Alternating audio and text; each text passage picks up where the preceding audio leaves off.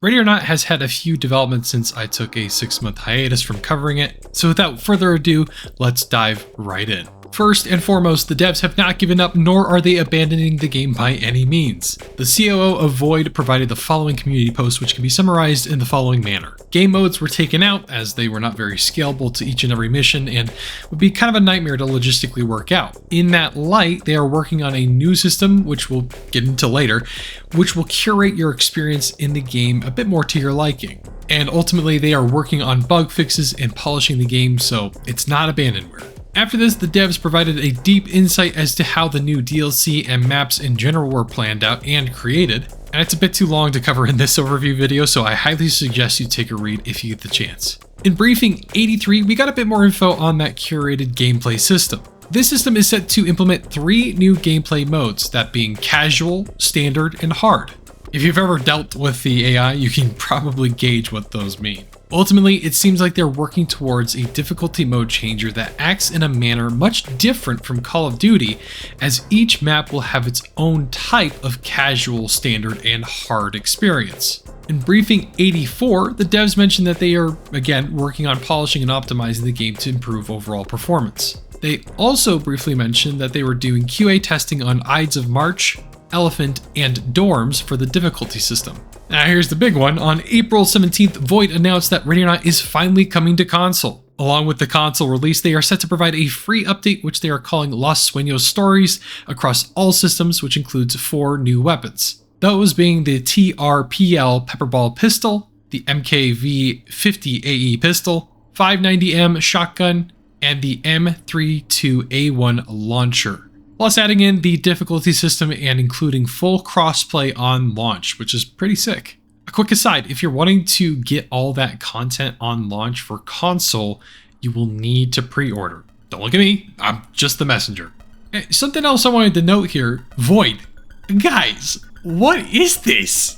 I and literally everyone else cannot express just how silly this cover art is. Like, what in the chat GPT is going on here with Homies magazine? Why is Bros Nods opera spectacles? And why the Serpa holster? I just don't get it. Like, I guarantee you the community could have come up with an infinitely better cover art than this. Void, please rethink this. In briefing 85, we got more info on the Ronsel, as they call it, release. The devs clarified the following FAQ items here, and I'll leave them up for you to peruse. Also in this briefing, we got a closer look at the new weapons. First, the Pepperball, which looks pretty sick actually, pretty well modeled overall, I think. Next, the 590M Shotgun, which looks like an absolute beast. I can imagine it'll be a little cumbersome in tight spaces, to be honest, but it's a shotgun with a magazine, so...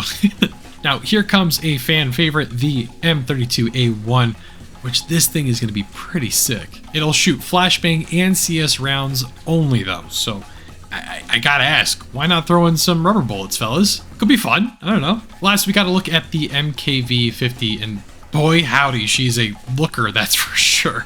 Yeah, it's basically a 50 cal 1911. To be quite honest with you, I have no clue which agency would approve of 50 AE, but hey, Los Sueños, you do you, I guess. Now in briefing 86, we got a closer look at the overall lore from fellow YouTubers Isaac Morgan and Shane Please Shut Up.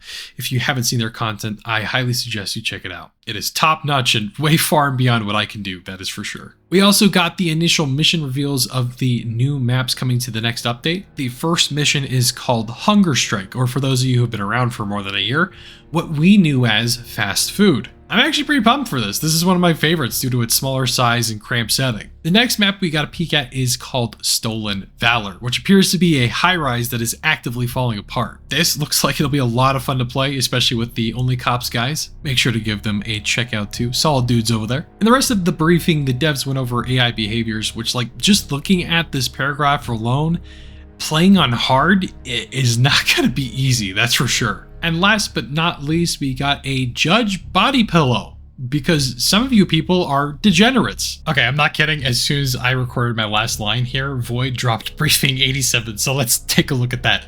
Void have done some solid work on updating a lot of the player animations. They've added in several new randomized first-person animations which they took from mocapped SF dudes to keep things fresh. They've also updated the shield animations to look a lot more natural and keep as much of the body concealed as possible.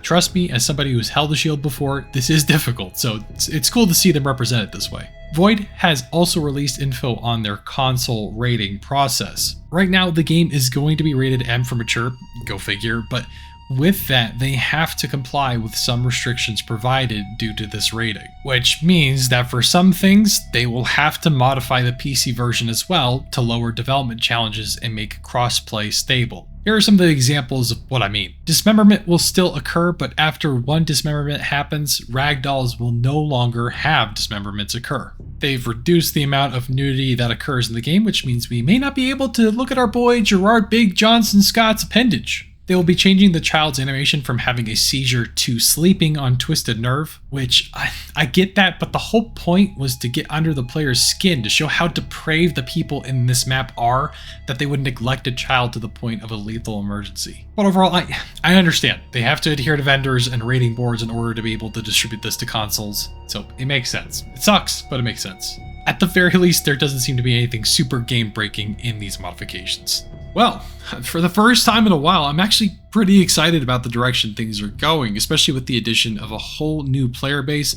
I'm hopeful things continue down this upward track. Alright, and quick gush alert for those of you who don't care about some random dude on the internet's emotions. You can skip over this, there's no more important information, but thank you for watching. And kind of a quick apology for not really updating things on Ready or Not here for a while. At one point I was just kind of known as the Ready or Not guy, which is fine, but I want to do more.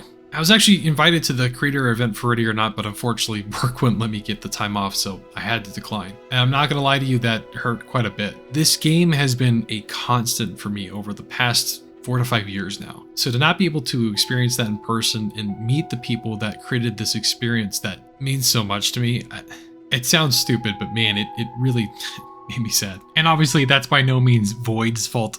It's just an unlucky turn of events. And again, a huge thank you to them for even considering me. That meant a lot. Either way, I'm truly excited to see how this update goes and feel revitalized in my passion for this game. Anyways, thank you all so much for watching. I really do appreciate it. And as always, remember our sole objectives. Stop the killing, stop the dying. I'll see y'all later.